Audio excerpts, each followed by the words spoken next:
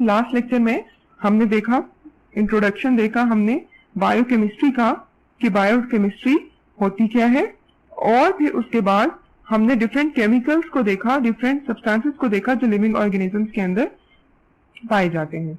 उसके बाद हमने कार्बन को स्टडी किया और उसकी इंपॉर्टेंस देखी कि लिविंग ऑर्गेनिजम्स के अंदर कार्बन की क्या इंपॉर्टेंस है और कार्बन वो कौन कौन से कंपाउंड्स हैं जो लिविंग ऑर्गेनिजम्स के अंदर बनाता है।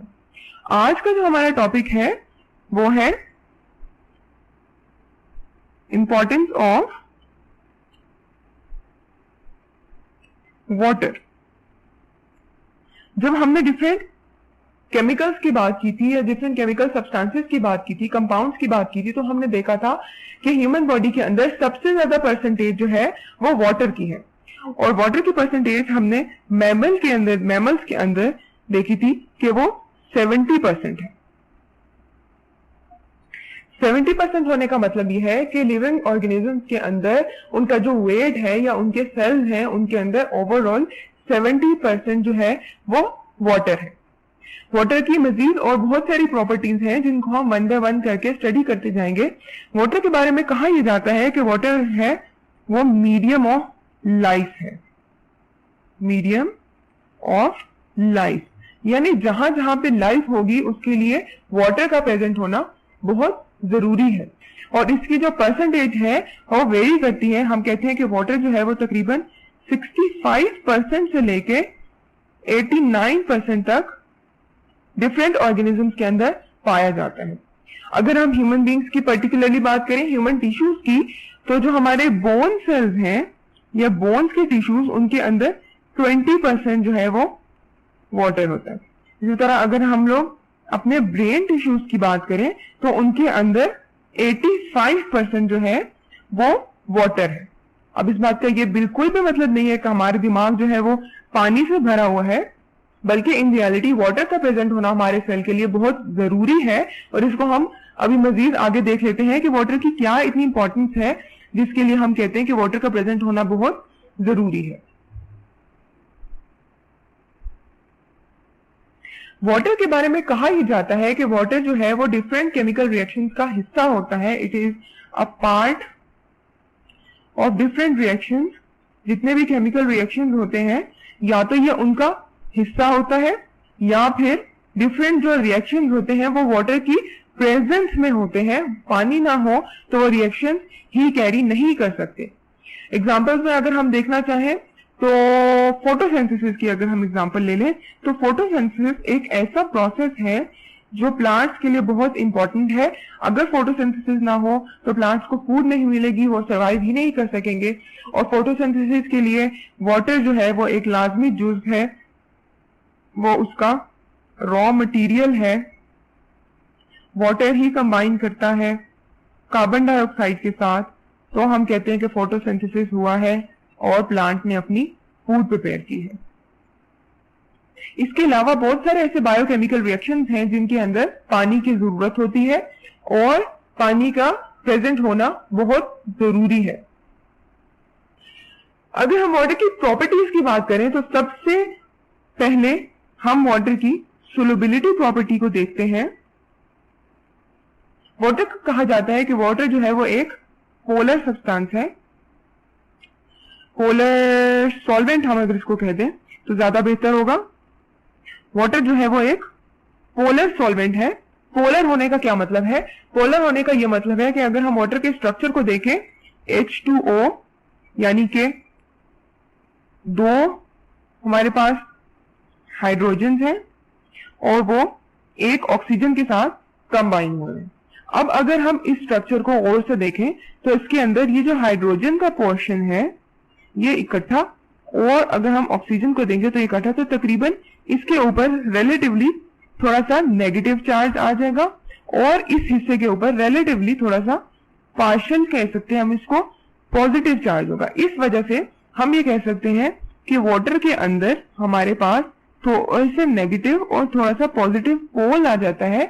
इनको हम पोलर कह देते हैं। इस तरह के जितने भी सब्सटेंसेस हैं जिनके अंदर नेगेटिव और पॉजिटिव साइड थोड़े से डिफरेंट से अलग अलग पाई जाती हैं, हम उन्हें कहते हैं वो पोलर सब्सटेंसेस हैं, और वाटर भी इसकी एक एग्जांपल है। तो जितने भी पोलर सब्सटेंसेस हैं वो बहुत इजीली डिसॉल्व हो जाते हैं मजीद जो बाकी पोलर सब्सटेंसेस हैं उनके अंदर। और यही वजह है कि वाटर बहुत सारे सब्सटेंसेस को अपने अंदर डिसॉल्व कर लेता है, इसके अंदर सोलुबल होते हैं। जब हम आयनिक कंपाउंड्स की बात करें, ये तो पोलर्स हो गए, पोलर कंपाउंड्स, पोलर सॉल्वेंट। जब हम आयनिक कंपाउंड्स की बात करते हैं, आयनिक कंपाउंड्स, तो हम ये कहते हैं कि आयनिक कंपाउंड्स वाटर के अंदर डिसॉल्व हो जाते हैं, वाटर के अंदर सोलुबल है और वो बहुत इजीली सोलुबल है। वो इसलिए क्योंकि जितने भी आयनिक कंपाउंड्स होते हैं उनसे हमारे पास आयंस बन जाते हैं, और ये वाले जो आयंस बनते हैं ये वाटर के अंदर डिसोसिएट हो जाते हैं, डिसोसिएट यानी कि वाटर के अंदर इधर उधर फैल जाते हैं, और इसको हम कहते हैं कि ये जो आयनिक कंपाउंड है ये डिसॉल्व हो गया। जैसे कि अगर हम NaCl की एग्जांपल ले लें, NaCl, तो जब हम इसको पानी के अंदर डालते हैं तो क्या होता है कि NaCl के हमारे पास आयंस बन जाते हैं, Na पॉजिटिव और Cl नेगेटिव आयंस, और ये पॉजिटिव और नेगेटिव आयंस जो हैं वो वाटर के अंदर डिसोसिएट हो जाते हैं, फैल जाते हैं। अगर हम एक सॉल्यूशन की बात करते हैं, जब हम सॉल्यूशन को देखते हैं, वाटर के अंदर किसी चीज का सॉल्यूशन बना हुआ है, वो कोई भी चीज हो सकती है, तो होता यह है बेसिकली कि सॉल्यूशन फॉर्म में जितने भी आयंस होते हैं वो डिस्पर्स हुए होते हैं, वो फैले हुए होते हैं वाटर के अंदर। वो इस तरह से फैले होते हैं, जैसे फॉर एग्जांपल अगर हम ये एक स्ट्रक्चर लें, ये पानी का वाटर का स्ट्रक्चर, सबके अंदर हमारे पास एक सॉल्यूशन है, तो वो सॉल्यूशन कुछ इस तरह का होगा कि इसके अंदर डिफरेंट तरह की चीजें, जैसे हम कहेंगे पॉजिटिव आयंस,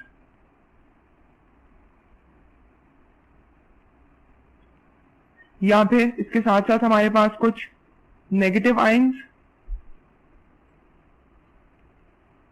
तो ये डिसोसिएट हुए होंगे। तो ये एक वाटर का स्ट्रक्चर हो गया। अब इसके अंदर हम ये इसको कह सकते हैं कि ये NaCl भी हो सकता है, ये कोई और कंपाउंड हो सकता है, किसी भी तरह का आयनिक कंपाउंड हो सकता है, किसी भी चीज का सोल्यूशन हो सकता है। तो इस तरह से आयंस जो है वो फ्रीली डिसोसिएट हो गए होते हैं, और हम ये कहते हैं कि ये एक हमारे पास सोल्यूशन बन गया हुआ है, और इस सोल्यूशन के अंदर ये आयंस कहीं पे भी प्रेजेंट हो सकते हैं। इनकी जो मूवमेंट होती है उसे हम कहते हैं कि ये रैंडम मूवमेंट है, रैंडम मूवमेंट आयंस की, क्योंकि आयंस कहीं पे भी आराम से इजीली मूव कर सकते हैं। यही वजह है कि जितने भी केमिकल रिएक्शंस होते हैं सेल के अंदर, हम कहते हैं कि उनके लिए एक्वस मीडियम का होना बहुत जरूरी है। एक्वस मीडिया यानी कि जो रिएक्शंस हैं वो पानी की प्रेजेंस में होंगे। इसके अलावा डिफरेंट तरह के एंजाइम्स हमारे बॉडी के अंदर जो पाए जाते हैं, वो एंजाइम्स कैटेलाइज करते हैं डिफरेंट केमिकल रिएक्शंस को, और ये भी इनके लिए भी जरूरी होता है कि ये एक्वस मीडियम में काम करें, यानी कि इनके लिए भी वाटर की प्रेजेंस बहुत जरूरी है।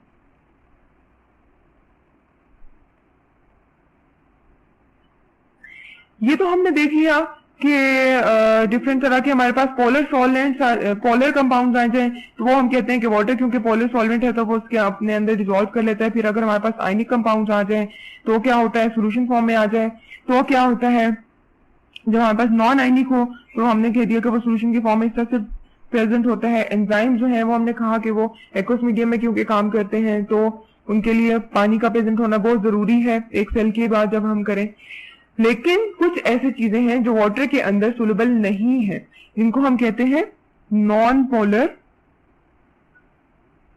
ऑर्गेनिक मॉलिक्यूल्स, यानी कि कुछ ऐसे मॉलिक्यूल्स भी एग्जिस्ट करते हैं जो कि पानी के अंदर बिल्कुल भी डिसॉल्व नहीं होते। अब अगर मैं आपसे पूछूं कि ऐसी वो कौन से केमिकल्स हैं, वो ऐसे कौन से कंपाउंड्स हैं जो वाटर के अंदर डिसॉल्व नहीं होते, तो इसका जवाब ये होगा कि फैट्स। फैट्स ऐसी चीजें हैं जैसे हम ऑयल्स ले लेते हैं, या अगर हम घी को देखें तो ये वो चीजें हैं जो पानी के अंदर वाटर के अंदर डिसॉल्व नहीं होती, they are insoluble in water. और इनका पानी के अंदर डिजोल्व ना होना हमारे लिए फायदामंद है। वो फायदामंद इस तरह से है कि हमारे जो जितनी भी मेम्ब्रेन्स होती हैं उनके अंदर हम कहते हैं कि प्रोटीन्स और लिपिड्स होते हैं। लिपिड जो है वो हमारे पास बेसिकली फैट सेल्स हैं। तो लिपिड्स और प्रोटीन की मदद से हमारे पास हमारी मेम्ब्रेन्स बनी है। सेल मेम्ब्रेन हम कह सकते हैं, वो लिपिड और प्रोटीन से मिलकर बनी है। जो इसका फायदा क्या होगा? इसका फायदा ये होगा कि जब हमारे पास एक सेल के अंदर डिफरेंट स्ट्रक्चर्स होंगे, डिफरेंट केमिकल्स होंगे जो कि वाटर सोल्यूबल होंगे, वो सेल से बाहर नहीं जा सकते। बिकॉज अगर हम देखें, ये अगर हम सेल का एक स्ट्रक्चर देख लेते हैं और ये वाली जो लेयर है वो वाटर सोल्यूबल नहीं है, तो क्या होगा कि सेल के अंदर डिफरेंट तरह के जो स्ट्रक्चर्स हैं वो सेल से बाहर नहीं जा सकेंगे, बिकॉज ये तो इसके साथ इसके अंदर सोल्यूबल ही नहीं होगा। तो ये हमें एक बहुत बड़ा फायदा है नॉन पोलर ऑर्गेनिक मॉलिक्यूल्स का वाटर के अंदर इनसोल्यूबल होने का। इसके बाद अगर हम वाटर की सेकंड प्रॉपर्टी पे आ जाएं तो वो है वाटर की हीट कैपेसिटी। हीट कैपेसिटी किसी भी सब्सटेंस की क्या होती है?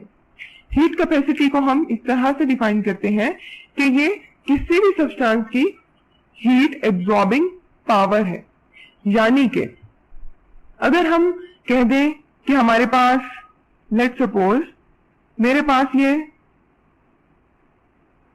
कोई कंटेनर है जिसके अंदर मेरे पास पानी पड़ा हुआ है, तकरीबन 1 ग्राम ऑफ वाटर है मेरे पास,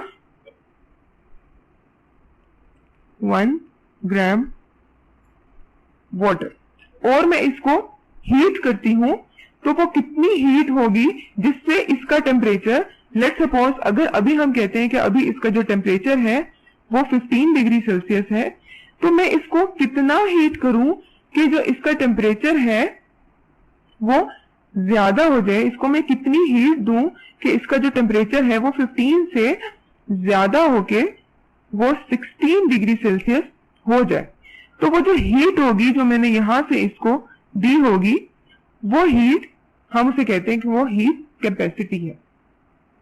वाटर की जब हम बात करते हैं तो अगर 1 ग्राम वाटर हो हमारे पास और हमने उसका टेम्परेचर 1 डिग्री इंक्रीज करना है, यानी कि अगर 15 डिग्री और 16 डिग्री करना है, तो उसके लिए हमें 1 कैलोरी ऑफ एनर्जी चाहिए होगी। यानी 1 कैलोरी एनर्जी से हम पानी का टेम्परेचर 1 डिग्री तक इंक्रीज कर सकते हैं, 1 ग्राम पानी का टेम्परेचर। अब इस बात से हमारी जिंदगी में क्या फर्क पड़ता है, या इस बात का हमें क्या लेना देना कि पानी कितनी हीट एब्जॉर्ब कर रहा है या कितनी हीट रिलीज कर रहा है? इसका जनाब हमें यह फायदा है कि जब भी हम एनवायरमेंट की बात करते हैं तो एनवायरमेंट के अंदर हम कहते हैं कि टेम्परेचर जो है वो कभी बहुत ज्यादा हो जाता है या कभी बहुत कम हो जाता है, लेकिन वाटर के अंदर ये वाटर की एक प्रॉपर्टी है कि वाटर ना तो बहुत जल्दी अपना टेम्परेचर ज्यादा करता है, ना ही बहुत ज्यादा हीट को अपने अंदर एब्जॉर्ब करता है।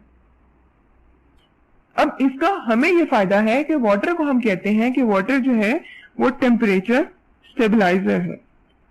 टेम्परेचर स्टेबलाइजर के होने का मतलब ये है कि वाटर जो है वो टेम्परेचर को हमारे बॉडी के अंदर मेंटेन करता है। मेंटेन वो इस तरह से करता है कि जब भी एनवायरमेंट के अंदर कोई सडन चेंज आ जाता है, यानी कि जब बहुत ज्यादा सर्दी आ जाए या बहुत ज्यादा गर्मी आ जाए, तो हमारे बॉडी के अंदर क्योंकि बहुत ज्यादा वाटर प्रेजेंट है तो हमारे बॉडी के टेम्परेचर में कुछ ज्यादा फर्क नहीं आता। और यही वजह है कि हमें वाटर का इतना फायदा है। अदरवाइज तो ये हो जाए कि जब सर्दियों का मौसम हो तो हम फ्रीज हो जाए, या फिर हम ये कह सकते हैं कि अगर वाटर के अंदर ये प्रॉपर्टी ना होती तो शदीद गर्मियों के मौसम में हमारे बॉडी का इंटरनल टेम्परेचर भी बहुत ज्यादा इंक्रीज हो सकता है और हम बीमार पड़ सकते हैं। इनफैक्ट इससे हमारी डेथ भी हो सकती है। तो ये हमने एक प्रॉपर्टी पढ़ी, हीट कैपेसिटी। उसके बाद वाटर की नेक्स्ट एक प्रॉपर्टी हम पढ़ेंगे और वो है heat of vaporisation. Heat heat of vaporisation basically है क्या? हीट ऑफ वेपराइजेशन को हम इस तरह से देखते हैं कि वो हीट जिससे हम 1 ग्राम वाटर को या 1 ग्राम सब्सटेंस को लिक्विड से गैसियस स्टेट में चेंज कर दें, तो वो जो एनर्जी हमें रिक्वायर होगी ये सब करने के लिए, उसे हम कहते हैं हीट ऑफ वेपराइजेशन। यानी कि इन अदर टर्म्स अगर हम एग्जांपल लें, अगर फॉर एग्जांपल हम कहते हैं हमारे पास ये एक कंटेनर है और इस कंटेनर के अंदर हमारे पास वाटर पड़ा हुआ है तकरीबन हमारे पास, तो वो हीट जिससे हम इस 1 किलोग्राम वाटर को लिक्विड से गैसियस स्टेट में चेंज कर दें, तो उतनी एनर्जी को हम कहेंगे हीट ऑफ वेपराइजेशन। और वाटर के केस में ये हीट ऑफ वेपराइजेशन हम कहते हैं कि ये 574 किलो कैलोरीज है। यानी 1 किलोग्राम टेम्परेचर किलोग्राम वाटर को गैस में कन्वर्ट करने के लिए हमें 574 किलो कैलोरीज एनर्जी रिक्वायर होगी। इसका क्या मतलब हुआ? इसका सादे अल्फाज में हम कहते हैं कि इसका मतलब यह हुआ कि जब भी पानी लिक्विड से गैसियस स्टेट में जाता है तो वो बहुत सारी हीट अपने अंदर एब्जॉर्ब कर लेता है, और इसका फायदा ये होता है कि पीछे जितना पानी बच जाता है उसका टेम्परेचर कम हो जाता है। फॉर एग्जाम्पल अगर हमने जैसे पिछली एग्जाम्पल देखी, इसी को हम अगर मजीद देखें कि अगर हमारे पास 1 किलोग्राम वाटर है और इस 1 किलोग्राम वाटर से हम ये चाह रहे हैं कि 2 मिलीलीटर जो है, 1 किलोग्राम नहीं सॉरी, वाटर को हम 1 लीटर में देखेंगे, तो 1 लीटर वाटर में से अगर हम कहें 1 लीटर इक्वल्स 1000 मिलीलीटर, तो ये जो 1 लीटर था अगर हम कहें कि इसमें से पानी जो है वो वेपराइज हो चुका है और पीछे हमारे पास सिर्फ, यानी कि अगर यहाँ पे हमारे पास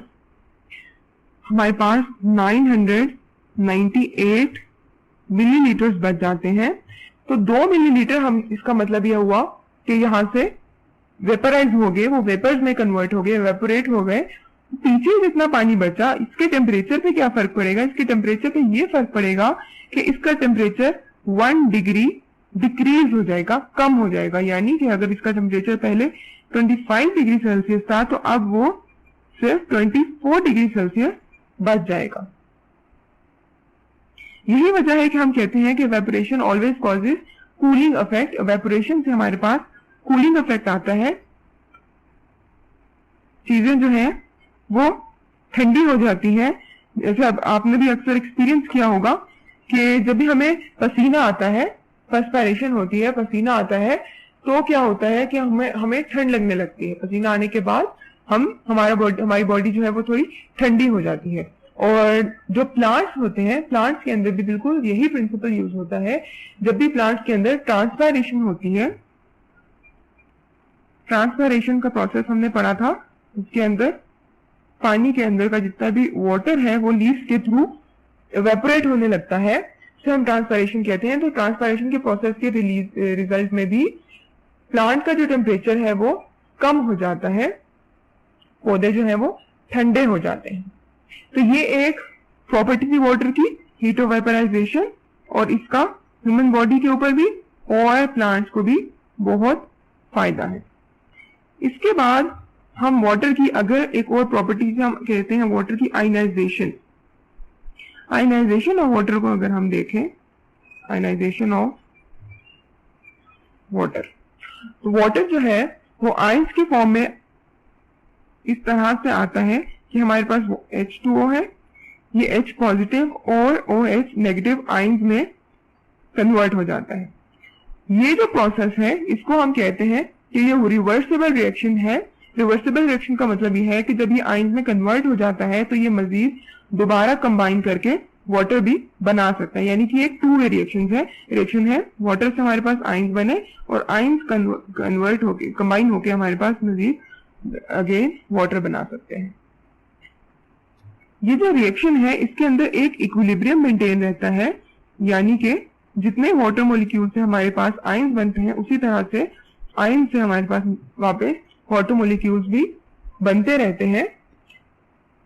एक एस्टिमेट के मुताबिक हम कहते हैं कि अगर 25 डिग्री सेल्सियस हमारे पास टेम्परेचर हो तो उसके अंदर 1 लीटर हमारे पास वाटर हो, और 25 डिग्री सेल्सियस हमारे पास टेम्परेचर हो तो इतने 1 लीटर वाटर के अंदर हमारे पास 10⁻⁻7 मोल्स जो हैं वो H पॉजिटिव आयंस के, और इतने ही 10⁻⁻7 मोल्स ही हमारे पास OH नेगेटिव आयंस के होंगे। तो ये हमने देख ली कंसंट्रेशन H पॉजिटिव और OH नेगेटिव आयंस की वाटर के अंदर। जब हम लिविंग ऑर्गेनिजम्स की बात करते हैं तो लिविंग ऑर्गेनिजम्स के अंदर डिफरेंट सेल्स के अंदर वाटर जो है वो आयंस के फॉर्म में पाया जाता है, और यही वजह है कि डिफरेंट तरह के सब्सटेंसेस इसके अंदर एब्जॉर्ब हो जाते हैं।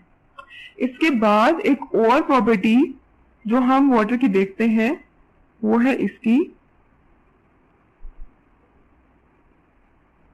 प्रोटेक्शन।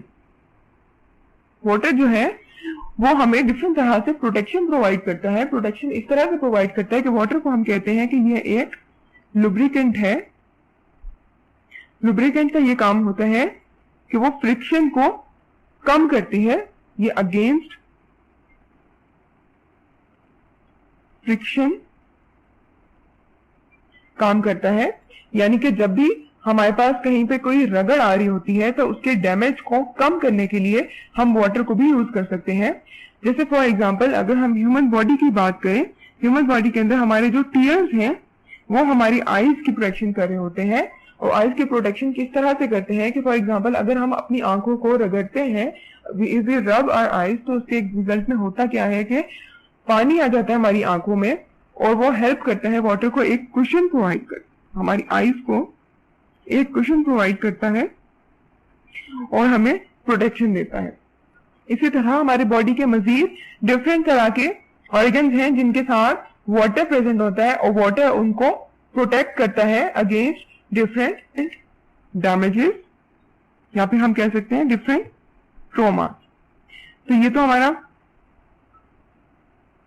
प्रोटेक्शन का पार्ट आ जाता है।